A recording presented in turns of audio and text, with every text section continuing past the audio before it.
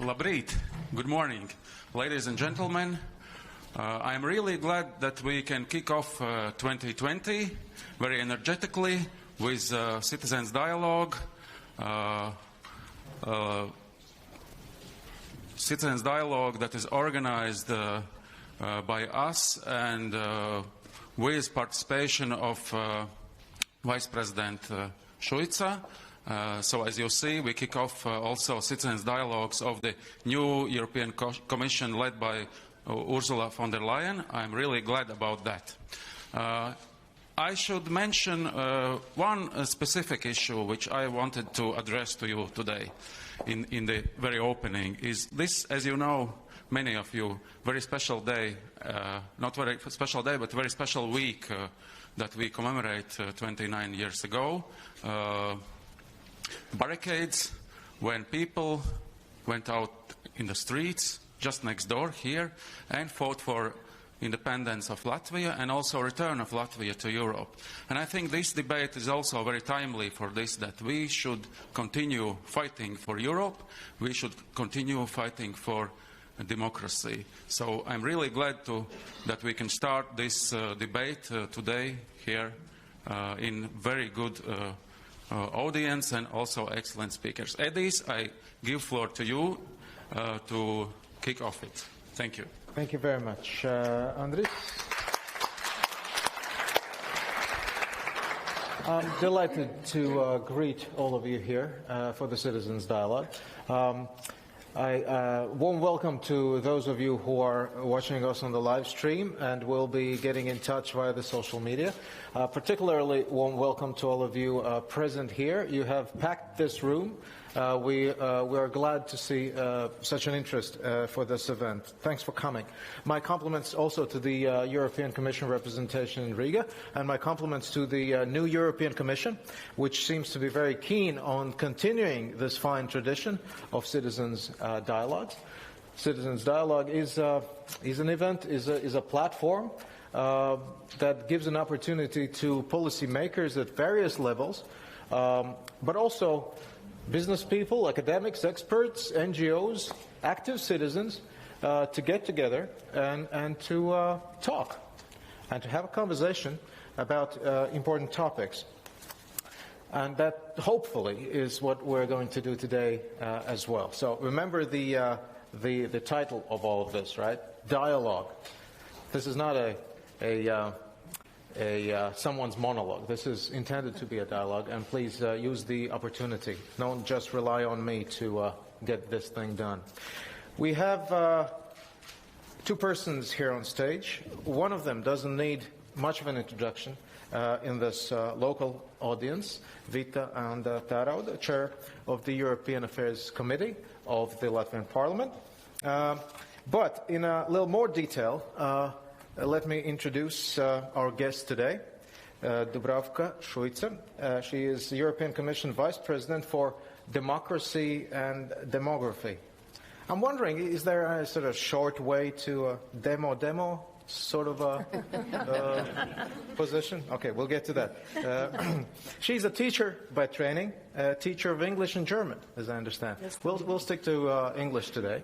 By the way, if you need translation, we have translation, so technical means for that. So you just need to get the earphones to hear the translation. But our working language is English. If you have a question in Latvian, obviously do ask in Latvian. I'll try and interpret that straight on to the commissioner. So she's a teacher, but at the same time she has been in politics for more than 20 years now, starting off in her local municipality of Dubrovnik, and then on to the Croatian Parliament, then on to the European Parliament, and now in the European Commission. And she has been assigned a pretty challenging demo portfolio. One of her main tasks over the next few years is going to help oversee, in fact, the organization of a new conference on the future of Europe. And I suspect part of the reason why you are here with us today is not only to talk to us, but also to hear from us on how to best organize this thing, which is the conference. So let's explore that. I think a very important undertaking that the new Commission has started off with, an important conversation that obviously needs to be had about the future of Europe. So, Commissioner Šuica is going to have her introductory remarks now, and then we are off to Q&A. I have spoken to a few of you over coffee and in the days before. I know Latvian audiences don't get involved easily, so they do get involved in the last 5 minutes of the conversation usually. But I have, explored the issue. I have talked to people already before, so I know there is interest. I know there are questions related to demography. Commissioner has met the group, the steering committee on demography questions this morning. You might want to reflect on that as well, what you heard there. But also the obviously most important question on democracy, on getting the citizens involved, of getting Europe to work for all of us, and so that we all as citizens of Europe have the feeling that our voices are being heard. So that's it. Please do be active, right, once we open the floor. Commissioner. Oh, yes. Well, just one more housekeeping question. We need to be out of here by 11:30. Because there's a Croatian invasion in town these days. Not only the Commissioner is here, but the Croatian presidency of the European Council is now has started. The Croatians have vandalized one of the sculptures in Riga as well, getting the tie on the statue of Roland. Take a look at that by the Racnams. So Croatian invasion these days. So the Commissioner needs to get to the Croatian opening of that ceremony in downtown. So 11:30. That's when we are going to finish. But until then, it's us in this room. Let's have a conversation. Commissioner, please. Good morning to everybody. It's a coincidence that I came to Latvia when this Croatian presidency is going to be opened, so I'm not here intentionally because of Croatian presidency.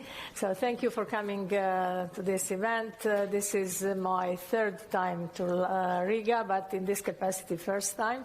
I started my so-called listening tour yesterday in Estonia because I want to visit each and every state in first 6 months. So I thought it might be not only of symbolical importance, but also of importance to start visiting European countries from, if I may say, far east, Estonia and then Latvia. And a week after, next week, I'm visiting Spain and Portugal, just to show that we are together, being far west, southwest, and northeast.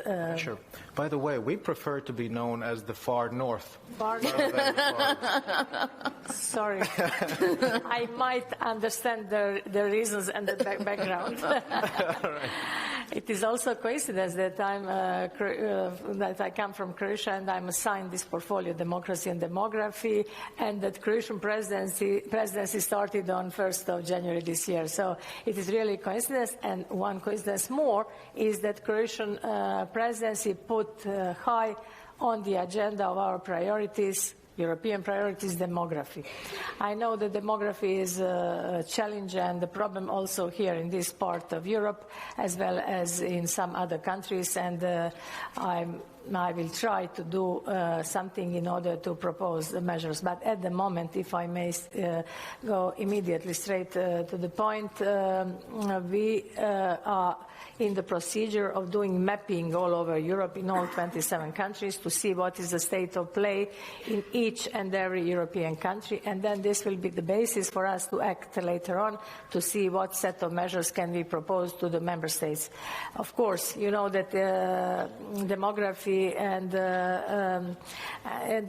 and some social measures are within the competence of member states, but of course Europe can act always, and I hope we will propose very good measures. What I heard this morning in your demography group was really for me very, very important, and the proposals were very concrete. And what, if I may say, once climate change came, or they told me that it is 5 degrees warmer in Riga this month than it used to be. So it's climate change is evident, and now all of us are alerted. So don't wait to be alerted because demographic change is definitely going on, and it is in procedure, not only Latvia, but in many, if I may say, East European, North, East, South European countries, people tend to move to western part of Europe, which is the case, and you are familiar with this fact.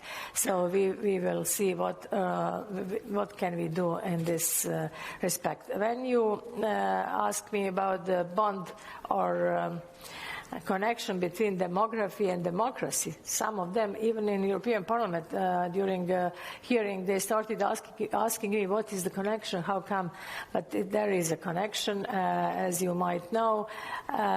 Due to demographic change, which is obvious, people started blaming democracy, and they say, oh, come on, they don't want to participate in elections, they don't believe anymore in democratic institutions because they are left behind, they are unsatisfied, but it's because of demographic change, not because of democracy.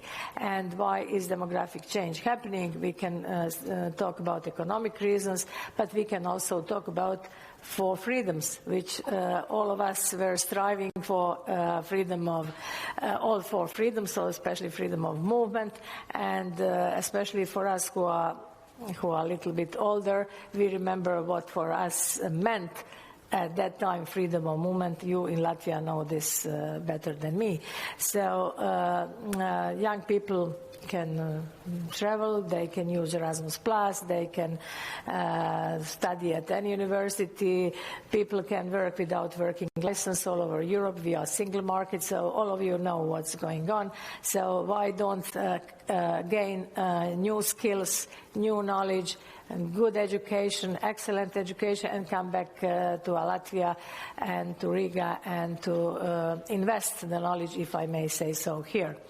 So this is at the moment big problem how to do it, but of course economy is very important. Many people move out because of economic reasons. They want to live better, they want to have a higher living standard, and they are not patient enough to wait, so they want to go there, and the problem is that if they stay there, they don't come back. So let us see what can we do in regarding demography.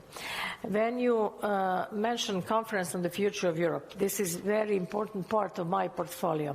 In first 2 years, we have to do this conference, but this is not conference. The title might be misleading. People think it's a conference. It might end or land with one grand conference in 2022, but during these 2 years and a half, it will be a series of different events, conferences, roundtables, different debates, citizens' dialogues like this one, in order to come closer to citizens, because we feel that there is a gap between politicians and citizens, and it's obvious. You see that there is, I will be completely open here today. There is a rise of Euroscepticism or populism, however you may call it, and we think that there must have been some mistakes on behalf of us politicians. So let's start to talk and see what do you think, what our policies should be. The reason for this and the alert for us in European Commission was higher turnout, not in Latvia maybe, but higher turnout on average in the European Union. It was more than 50% people who voted in May last year, which wasn't the case earlier, which means that people want to say something, either positive or negative, on our behavior, on our policies. And this is the reason why we said, oh, come on, we have to talk. So we'll do this exercise. I hope we will be surprised by the results, but we don't want to predict the outcome. This is very important. We don't know what will be the results of this, but once we have results in 2 years' time, we have to transpose or translate the results of citizens' ideas, concerns, hopes, whatever they might say, into concrete policies. So either legislative action. I don't want to mention change of treaty, but our President Ursula von der Leyen, in her political guidelines, said even change of treaty might happen if citizens ask for it. But there will be two strands or two parts of this conference. One will be institutional matters, which mean transnational lists, Spitzenkandidat process, lead candidate process, so institutional matters, and another one which is of my interest, daily issues, whatever might interest, like demography, like jobs, like banking union, Eurozone, whatever might interest our citizens, it will be our priority. Institutional matters are also important because we want to know how to face or how to enter 2024 elections, because this time, as you know, Spitzenkandidat system or lead candidate system failed. So either we have it or not, but we have to know it as soon as possible in order to start elections. Because if I may tell you, who will there be Spitzenkandidat nowadays, or lead candidate, if he can fail or she can fail? You know what was going on half a year ago. So although, if I may mention transnational lists too, so can you imagine that someone from Latvia or Estonia will be on transnational list? You know, it's very, very hard for small nations to be recognized on transnational lists. I don't want to tell you if I'm in favor or not. Let us see what will the dialogue show. But it's a very important issue too. But I think it's not of that importance for average citizen. Average citizens don't care. Politicians care, city councillors care, MEPs care, MPs care. Maybe they can talk about this, but let us talk about different issues which are important for daily life. And one sentence more on Conference on the Future of Europe. I won't go to capitals. Riga is capital, today I'm here. But the capitals won't be my goal, but they corrected me yesterday not to tell remote regions. As you corrected now, you reminded me not to tell that UAE is but north. Okay, we will go out of capitals. We will go on the islands, in the mountains, to reach everyone. We want to talk to people, to listen to them, and to see what they think about Europe. What is their idea of Europe? Because what I said earlier this morning, I see many young faces here, but also middle-aged and older ones like me. 60 years ago, European project was founded and established in order to keep peace, security, and we are very happy to be here, of course. But what does it mean to youngsters? They think it was always like this, you know. So we have to somehow re-energize this European project to show what it is, in fact. And this is the reason why we have to talk. And this citizens' dialogue is not the first one, as you know. There were, until now, 1,800 citizens' dialogues all over Europe. But now we would like to continue with this exercise, but it should be amplified. The reason why I'm saying this, the citizens should not be selected to come to this dialogue. This is what is our idea. If you make selection, then it's not open. Our process should be open, transparent, inclusive. So whoever might be interested can come. Not to citizens' dialogue, but we will do it online too. So everything will be open. We will collect the ideas and see if there are mistakes, but I'm sure there are some mistakes, we can correct it. And we have to think about Europe as unity. We have to think about equal Europe. We are not in favor of two-speed Europe. So we have to be united. We know that there are differences, but this is the reason why we use cohesion funds in order to equilibrate and in order to make these differences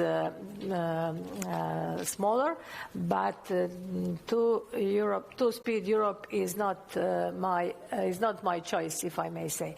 So not to make this monologue, since I told I came here to listen to you. I'm looking forward to your questions, and I'm completely open to answer the questions within this period of time. Thank you, Commissioner. Just a couple of things. I doubt you'll find anyone in Latvian mountains because we don't have any mountains. Yes, but so, but the overall idea. I mean, I understand the concept. And by the way, we have representatives from rural organizations here today as well. So you might want to get into the conversation. So, but I think it's a very fair point to get out of the capital city, out of the bubble, right?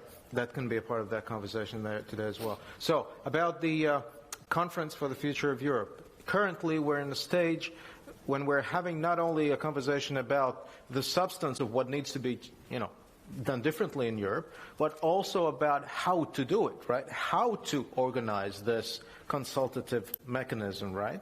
How it is going to happen, what sorts of groups, what sorts of formats and all of that, right? So that can be a part of your contribution as well. Maybe not necessarily things that need to be done or changed, but also suggestions on the methods of getting the citizenry involved as well, right? One sentence more. On Wednesday morning, we had plenary meeting in Strasbourg, and this conference on the future of Europe, the resolution was on the agenda of European Parliament, and I was talking there on behalf of Commission. Parliament has its own vision. Commission will come out with our communication, our contribution on 22nd next Wednesday during college meeting, and then on 30th or 31st of this month, three institutions will meet, which means Charles Michel on behalf of Council, Mr. Sassoli on behalf of Parliament, and Ursula von der Leyen on behalf of Commission. They will meet and they will try to agree on joint declaration of a letter of understanding, of memorandum of understanding. Something will be agreed, and then this text will be open to everyone, to Committee of the Regions, to Social and Economic Committee, to national parliaments, which is very important, because we think that this exercise can't be done and fulfilled without national parliaments and without mayors and local authorities. So we will be open to, and of course, NGOs, not to forget them, they are maybe the most important because they are representative of citizens. So NGOs are also invited to talk to us and to see what is their vision. So everything will be open this time because, as I told you, we are alerted. So this is a very timely event that we're having today, but also something to bear in mind. The months ahead is a pretty crucial period of time when that whole setup is going to be organized. So thank you. I have the first questions coming in paper format, but obviously we'll get people involved in different kinds of ways as well. Before we do that, however, do you have your smartphones with you? I have. Do you have them? All right. I hope they're on silent mode, though. But I want you to take them out, please. And do you know how to open internet and stuff like that? Right? Do you have that on your phones? Right. So I want you to get involved in this little piece of Slido.com. You've attended conferences, so you know this tool, right? You go on the internet, Slido.com. You write in. Let me do that. Slido. So you have the small window of enter code, and the code is EU Dialogues. Dialogues. Yes. Are you on? Good. So my question to you is, we want to vote. Please tell me, to what extent do you agree or disagree with the following statement? My voice counts in the European Union. Do you agree with the statement, "My voice counts in the European Union." And by the way, this is pretty anonymous, so you don't have to be, we'll not track you down or something like that. So be honest about this. I want to get the temperature of those people present in the room here. My voice counts in the EU. Do you agree with that statement? Let me write in that, I'll not tell you. Okay, I don't know. I'll, for the sake of argument, I don't know. Okay, so more than 50 people have already participated in that. Okay, anyone still doing that? Right, good. So our vote is more or less 70% agree. They feel that their opinions are represented, and thank you for that vote. It is done now. Thank you very much for that. Can I ask my colleagues here to put on the real poll? Because actually Eurostat asked that question in a proper scientific way. So let's take a look at the in the European Union, what do the citizens think? And this is a pretty interesting thing. Do you have that shown on your screens there as well? Or you have to... all right, good. So what you see here is the blue line saying, I agree with the statement. So we were about 70%, but we're probably, obviously, above the average in the European Union.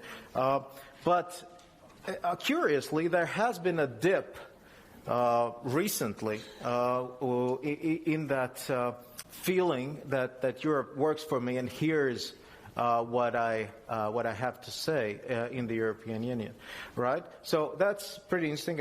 Maybe some of you want to comment on this. I mean, because this is associated with the European Parliament elections. European Parliament elections were, pretty good, figures in terms of percentage of attendance, right? At the same time, it seems as if there might be different reasons behind that attendance, right?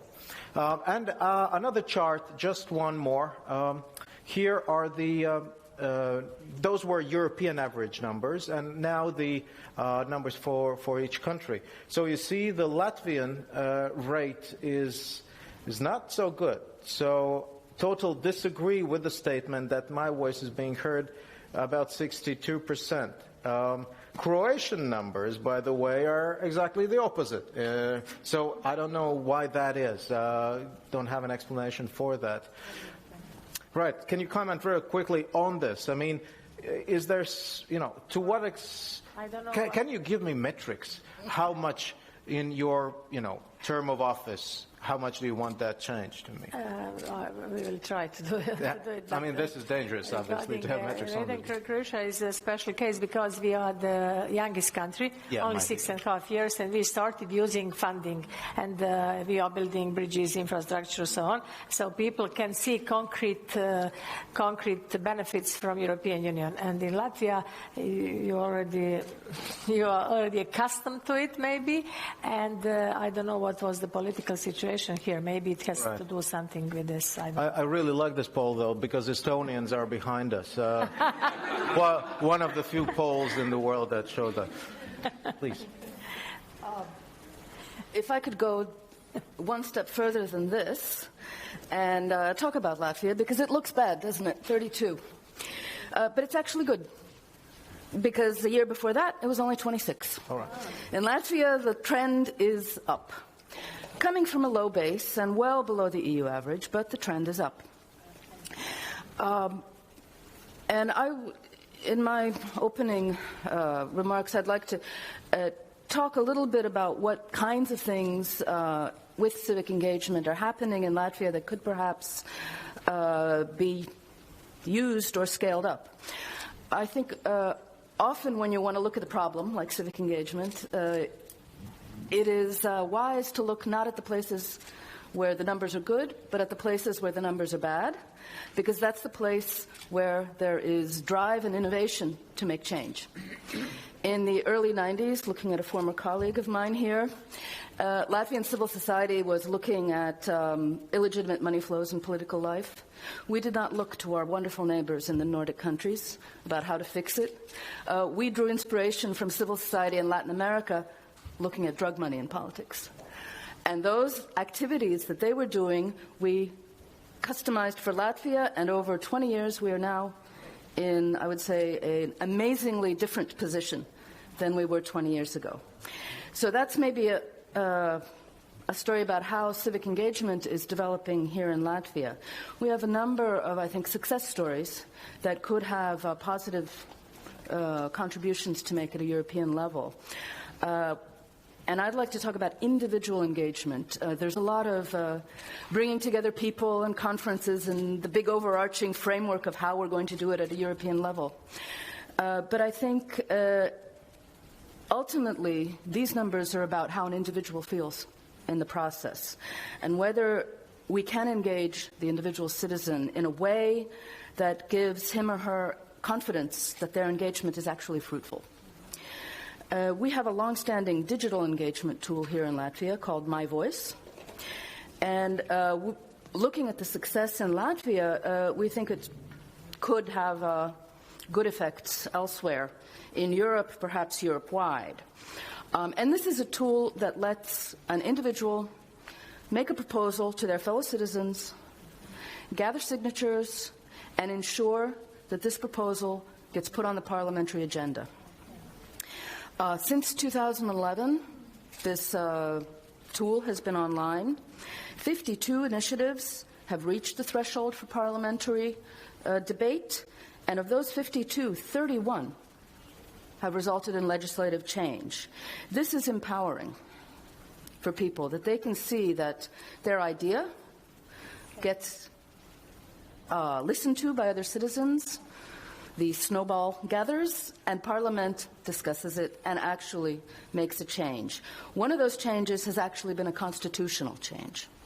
So this is, I would say, a big and a very successful example. And I think, like to highlight 4 reasons why I think this works.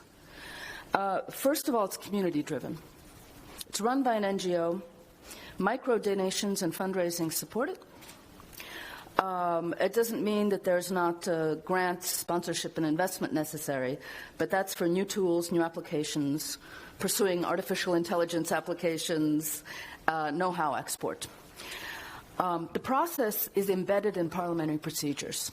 The parliamentary rules of order require the Parliament to take into their agenda these citizen initiatives once they have over 10,000 verified signatures. So there's an automatic element that the Parliament must discuss. They don't have to adopt. They can discuss and discard, but they do have to initiate a discussion. I think the third element is that quality input produces quality output.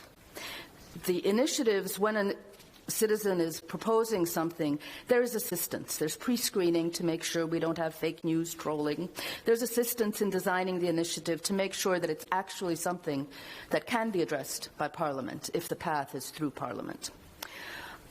There's a strong and robust identity check. The Internet banking system provides identity checks, so the Parliament is certain that these are 10,000 real individuals with real identities that are making proposals. And I think the fourth element is probably the most important in creating confidence in citizens in their engagement, and it's a very active feedback loop. It's media attention actively cultivated. Currently, the initiatives in the past few years have provided input to a weekly TV series.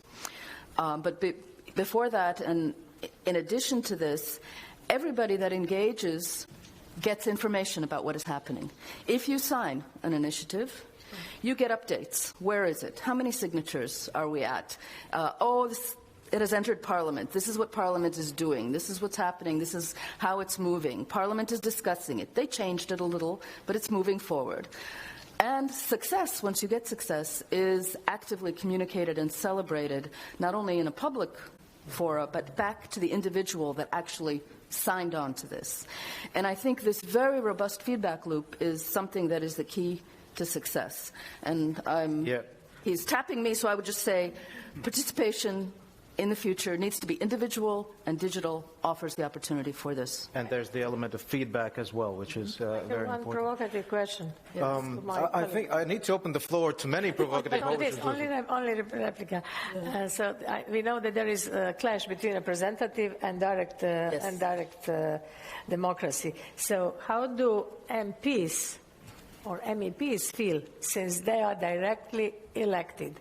So what is their role if you have to ask citizens to put something on agenda? So you are elected I'm just provoking.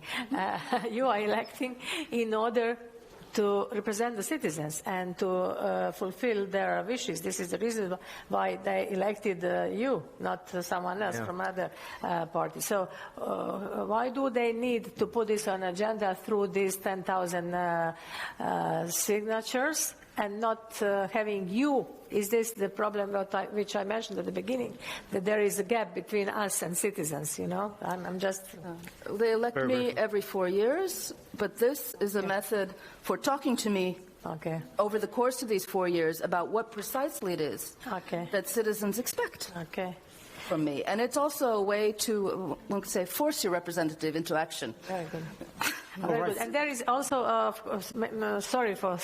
there is citizens' initiative, as you might know. So you need only 10,000, and all over Europe you need 1 million signatures, and you can also provoke debate. And there were some of the right to water, then against glyphosate, then there was abortion or something. So there were 4 citizens' initiatives on behalf of European Parliament, and 2 of them were fruitful. So. Right. Okay. Sorry. Okay, ladies and gentlemen, please. Yes. Yes. Yes. I've done my best to do this. Whose hand was first? Yes, please. Please introduce yourself and very briefly the question. Yes, please. Hi, my name is Edward. I would like to first actually to comment about the mechanism of the direct voice of citizens. Just my experience is I've recently proposed a good idea. If actually you're, educated person would understand it's a good tool to implement. But my idea was censored and just not put through. I mean, this is just about my experience about this tool. But this is just a remark. I would like to pose a question to you, Ms. Šuica, about the following. Do you think that the government is legitimate? And I think it's an important question if we talk about democracy. And representative, having in place a representative proportional electoral system, is representing less than a third of a population. If not, then would it be wise to tackle first the legitimacy and approval of the national state in order to improve legitimacy, approval, satisfaction, and participation on the EU level? And and if you can elaborate how this can be done.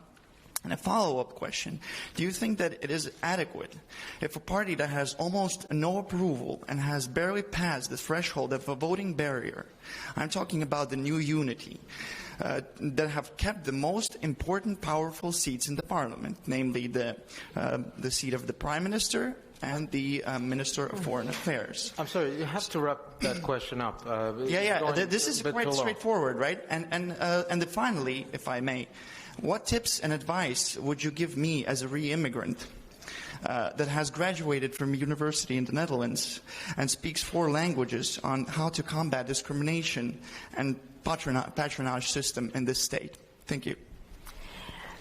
If I may reply immediately, I understood now that it's a completely domestic issue, and the election system is within the scope of member states. So your election system is voted in your parliament.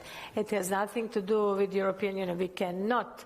We of course, we can comment, we can give recommendations through European semester and so on, but there is no way to interfere in election system of the member state. It's legitimate once they agreed on this new unity, it has nothing to do with us. So I cannot comment on this percentage of the popularity of party or whoever is in government. Regarding the last question, I haven't understood quite well the problem of your immigrant or immigrant status. I haven't understood quite well. I think I could sort of amplify that question a little in another direction, because this is something that comes in from the social media as well. This was a question relating to mobile EU citizens, right? Okay. Mobile citizens, those who have one nationality, they work in another place, maybe study in another place. And they are in a dual kind of a situation. I mean, can there be, I mean, when we're talking about platforms for participation, are we not in a new reality with a pretty large percentage of a new kind of mobile citizens who maybe need, a new platform, another platform of how to get engaged? Don't you think that could be something that...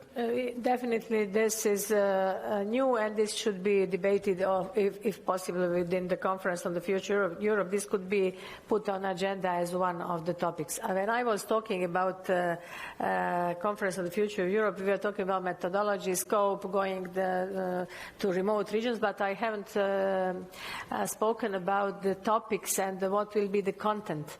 And the content, if I may say now, the content will be all 6 pillars of our Commission's work program or priorities of Ursula von der Leyen, and strategic agenda of European Council, which means member states have their strategic agenda, and we have these 6 priorities, if I may recall: EU Green Deal, Digital Europe, the economy that works for people, European way of life, and then you have strong Europe in the world, and which is my pillar, new push for European democracy. Within this new push for European democracy, we can debate citizenship, European identity, and the question you put, but I can't answer this in precise at the moment due to lack of time. Mobile citizens, an interesting aspect of all of this, who have partially lost the connection to their home country and those structures. And yes, Iveta, I see. Yeah, please.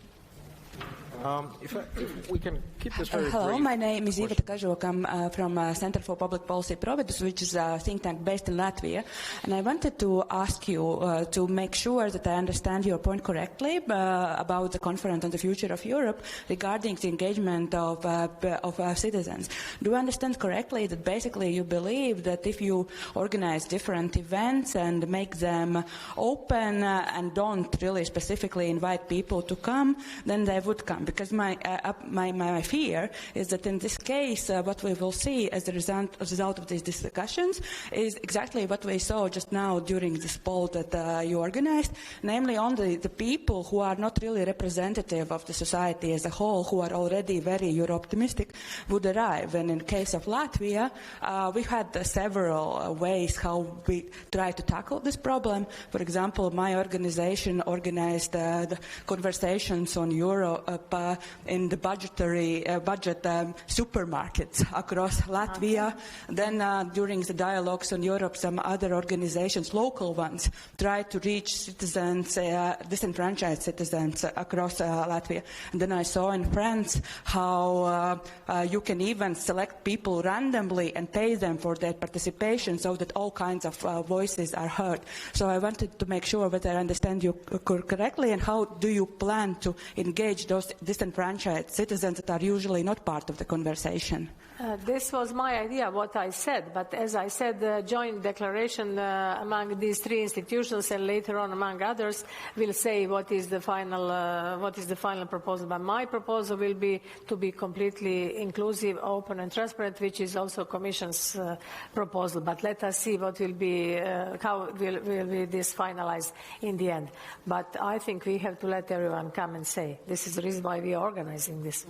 You cannot but I think if I could just reiterate that a bit, I think it was a very relevant point, that the problem is that these conversations, these methods of getting people engaged usually reach those people who want to get engaged, right?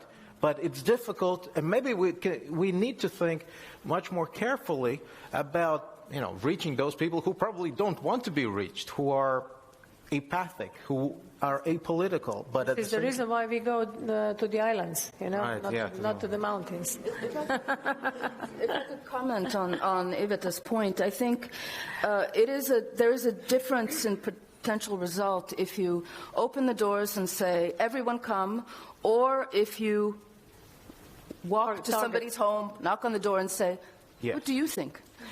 And I think those are the experiences that Vita was talking about going to the supermarkets. I think one of the most interesting results of that is they found a lot of Euro-optimism. Not much Euroscepticism, but what they termed in that report as Euro-apathy. Of people that are not engaged enough to actually have opinions on things going on in Europe because they're not in the loop. Right. And I think it's important to reach those people in this process as well, as one of. And the other process you referred to, I think, is what is called deliberative democracy, where it's a sociologically sound sample of citizens that are gathered to discuss. And there you get, hopefully, the aim at least is to get a result out of that would be representative if you would be able to talk to every individual. But it's a representative opinion. It's different from a direct approach. But this is the idea of European Parliament. They think they are tending to organize 6 different citizens' agora on different topics. So youth, and then different topics, and they will gather people who are interested in these topics. That's different. That's self-selected interest. So there are many different ideas. Let us see. Joint declaration will be of utmost importance in order to see how. Thank you. There's a lot of interest in that. Andres was here, but I see your hands. Hopefully, we'll have time. There's a big Please. fight on the microphone. Big fight on the microphone. Andris Goviņš, European Movement in Latvia, one of the big and strong organizations in Latvia. I'm very proud and happy about saying this. I wanted to continue on the point which you just mentioned, the citizens' agoras. When looking into the structure of the main future conference, civil society organizations don't exist there. They're a bit, I feel a bit sidelined. They are, as there's one representative of the Economic and Social Committee, as there is one NGO, 2 social partners, most probably, and the rest is a little bit sidelined in the agoras. So perhaps you can elaborate a little bit on that. There might be some changes, hopefully, in the final results, at least in what I saw in the documents. My feeling was it's a bit too weak.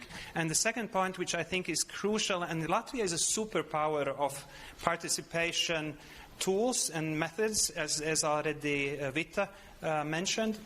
I think we are quite used to very high standards in terms of feedbacking mechanisms and also delivery of the Parliament and conferences. We don't like to talk simply for talking, or to sign and then someone rejects your opinion.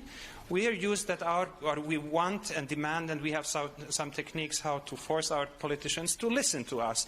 What are the feedbacking mechanisms, and even more important, as part of this feedbacking system, on really delivering to the citizens some real results, so we don't have only a nice talking exercise, but real results out of it. Thank you. Now I see that you read the document, you read the resolution of European Parliament, so I said it's only one opinion, so Commission will come up on 22nd. I won't go in detail now before College adopts it, and then Council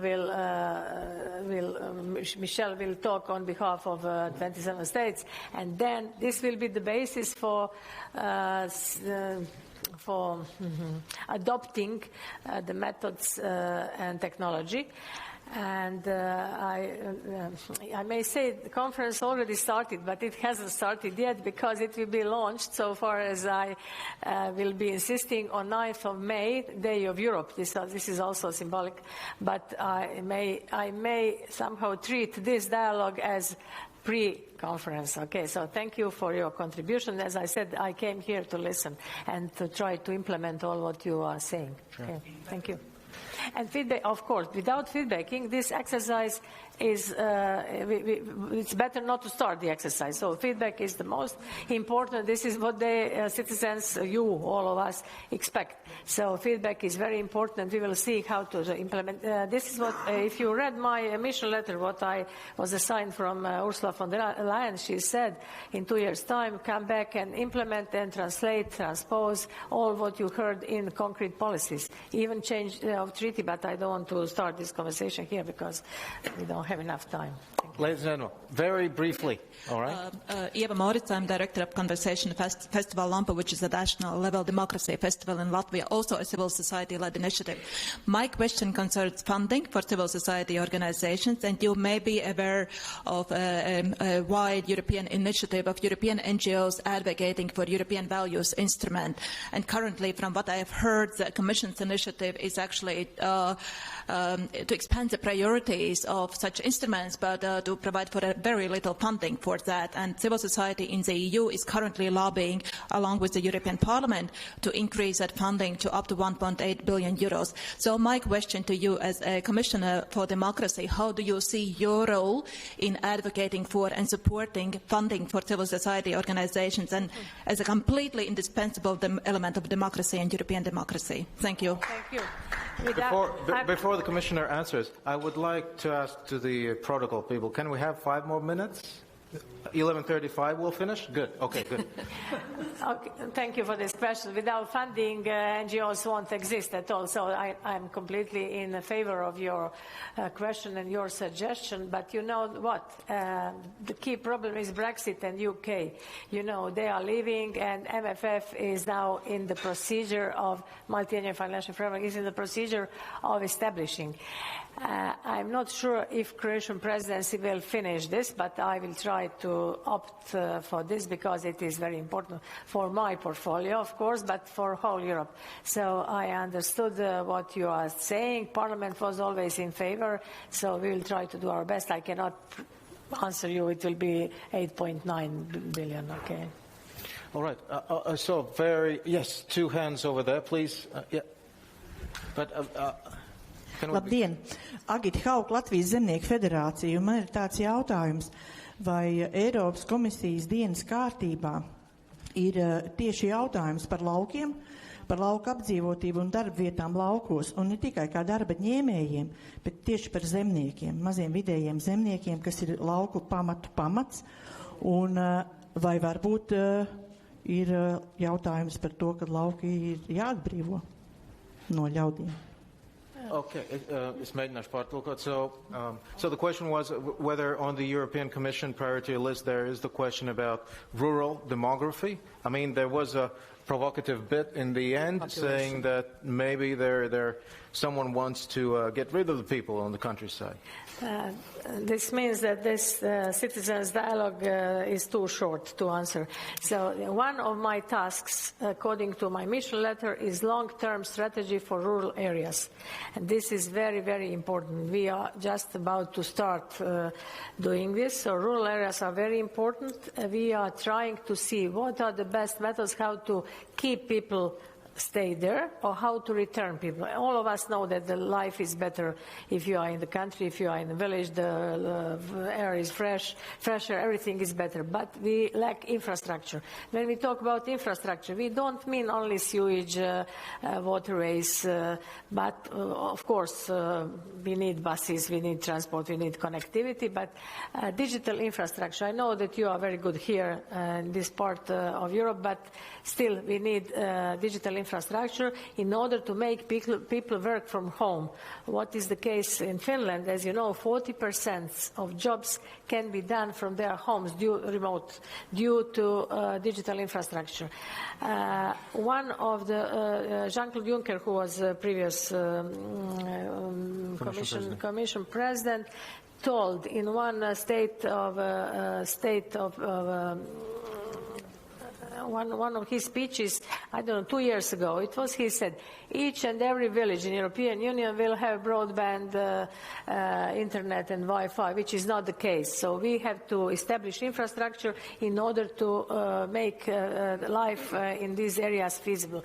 This is the reason why I said we will go to the mountains, to the islands, wherever we want to keep people there, to make rural areas sustainable, and that this is very, very important. It is very high on the agenda of this commission, and it has to do with demography questions, but I can maybe... All right, thank you very much. So 3 more questions. I see over there, please.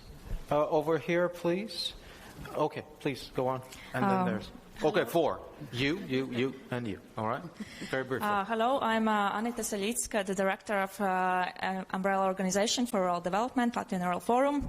Also the board member of European Leader Association for Rural Development, and continuing the theme that just was started. Firstly, the compliment on emphasizing the importance of rural areas. And thinking and going outside the capitals. That was one of my first questions before you already gave answer, why are we meeting here in Riga? So good luck with that, and that's really important. But we have this saying that we like. It's an African proverb. If you want to go fast, go alone. If you want to go far, go together. And this is something I would like to reflect when you were talking about two-speed Europe, that we don't want to. There is really rural people say that there are two-speed Latvia, two-speed country. And what already was talked before about people that we want to reach and that are not wanted to be reached, actually, because they don't have trust, they don't have belief that someone wants to hear them. And they won't come in, even though the doors are open. They should be asked, invited, and simply saying, we could say, to given some kind of carrot for their coming. And just to share one good example, as you are also involved in the developing together with the Commissioner of Agriculture, the long-term vision for rural areas. There are more than 2,600 local action groups, which are public-private partnerships all around Europe, covering 54%. And that's something that's working with the NGOs, with the private sector, and with the public institutions, and already having the existing resources and inviting people. And together, luckily, we have opportunity to work with the European representation of European Commission in Latvia to invite a little kind of excursions and open the neighbor doors where usually they don't have opportunity. Let's say there is some kind of factory that's been rebuilt from the European Union resources, and now you invite people for discussions and say, hey, you can come to your neighbor house and see what they have done.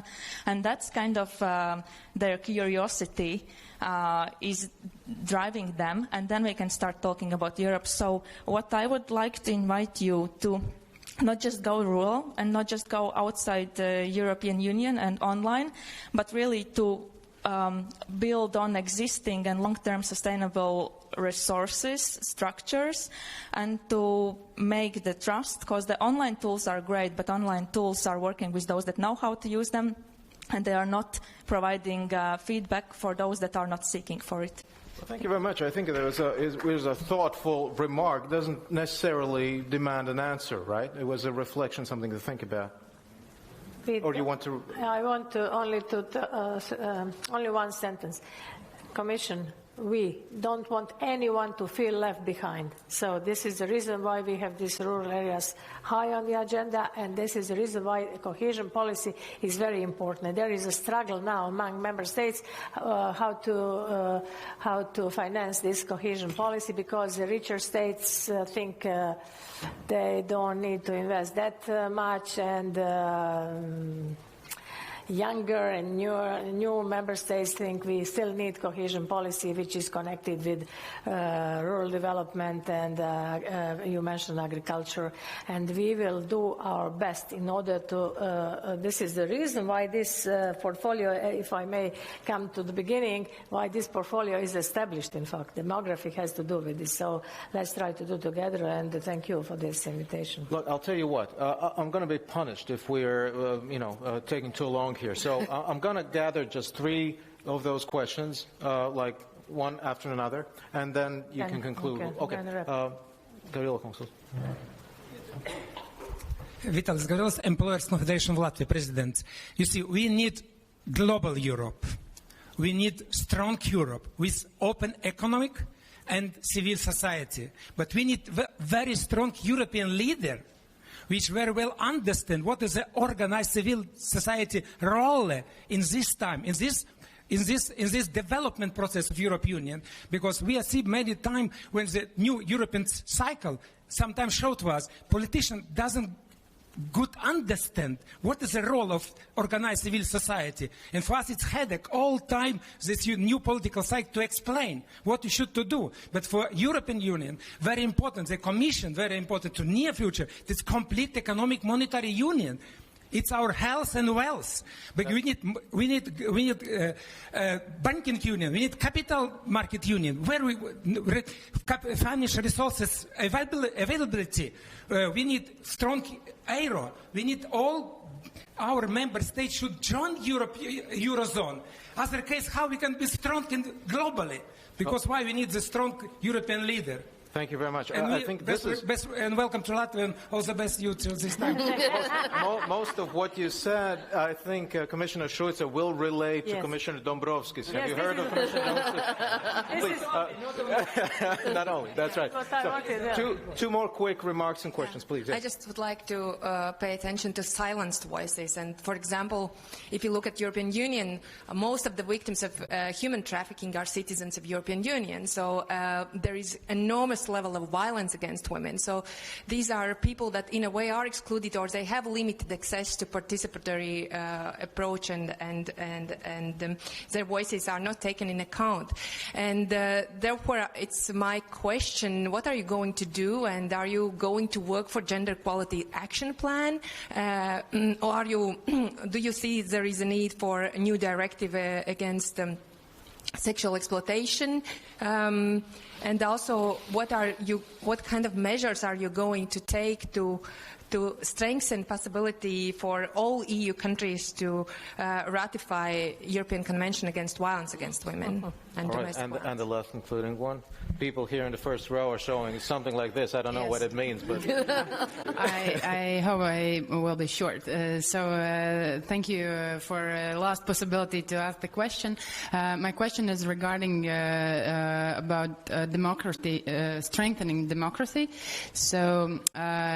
As you told before, Ms. Šuica, EU is kind of supporting many practical things with the EU funds, cohesion, and so on. But it kind of seems that we have forgotten about civic education. So we think that everybody agrees that democracy is the best governance form for us, but the numbers show otherwise, at least in Latvia. Like 40% think that democracy is not the best governance form in Latvia. So my question is, have you thought about how to support civic education in the future, and what role do you see for NGOs in that? All right, ladies, concluding statements from both of you. Okay, may I then? Thank you for this question. I will start from you. I believe in democracy, and I cannot believe that there is 40% of people who think that democracy is. There is nothing better discovered than democracy. And as I said, for these older people here, including me, we know what non-democracy means. So I'm sure we will invest. I cannot tell you now precisely, but definitely we will do. We will be very, very active in this field. Regarding your question, this leads me back to two-speed Europe. You know what? There are some countries which are not members of Schengen zone, not of Eurozone. So, of course, we need one Europe, one-speed Europe, strong banking union, strong Eurozone, and all countries members of Schengen zone. And I'm completely in accordance with what you said. And coming back to gender equality, you asked me about that. Istanbul Convention is, I know it's a very important tool. It was ratified in 17, 18 member states, but hasn't been ratified in some states. It's very hard to convince citizens. In my country, it was ratified, but with big consequences to our government, to our leaders, to our parties, because there were many conservative people who thought that this is harmful. I think opposite. This is a very important tool. Violence against women is present everywhere, and on behalf of European Commission, there is a Commissioner for Equality. So there are completely new portfolios nowadays. Mrs. Dali from Malta, she is in charge of equality, but equality is, it is everywhere through all our portfolios. In fact, you need to implement equality.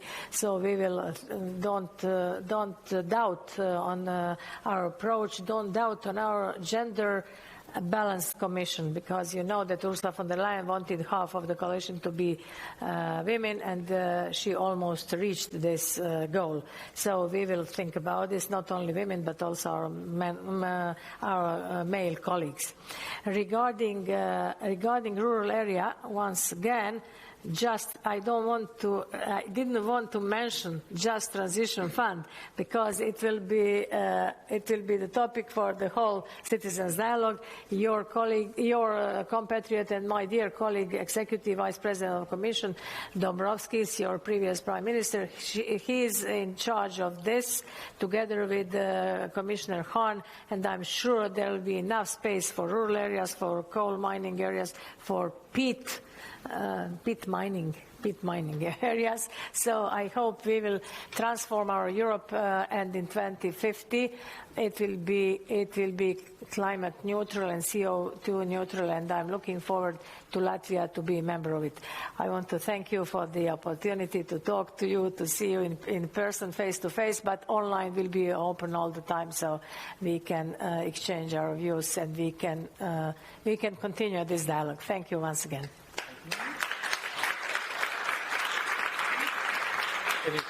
Can you do this in 30 seconds? Yes, I can. A few departing words for what the conference should look like. If we're talking about the representative part, I would very much welcome a robust national parliament engagement. If we're talking about the Agora and reaching out to the citizens, I think the approach of opening doors wide and letting everyone come is a good one, but it's not sufficient. I think we need to actively use the tools at our disposal to go and seek opinions from those who would not otherwise come themselves. Well, I wish you success and us success. Thank you very much. Thank you very much. There are various slide answers. Only one question. Oh, we already saw the. Do you want to take a look at the result once again? No. All right, we'll put it on the screen. But the people in the first row, they showed me this, and now they began to show me. So it doesn't bode well for me. So I'm going to finish this right here. Thank you very much for coming. I actually, honestly, wasn't expecting such a dynamic participation in this. But this is a good sign for the job that you're trying to do. So we'll leave it at that, and with a good round of applause once again. Thank you very much.